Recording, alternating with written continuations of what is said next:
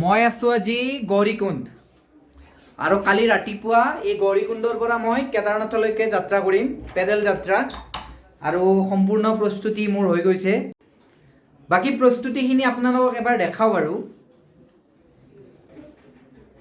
এডাল জাঠি খোজ কাঢ়িবৰ বাবে, এইটো টুপি, এইখন এখন শ্বল, এইটো এটা জেকেট আৰু বাকী ৰেইনকোট আৰু কিবা কিবি এই বেগটোৰ ভিতৰত আছে। এই কেদাৰনাথ যাত্ৰা মোৰ কাৰণে এটা সপোন, মোৰ কাৰণে এটা আৱেগ।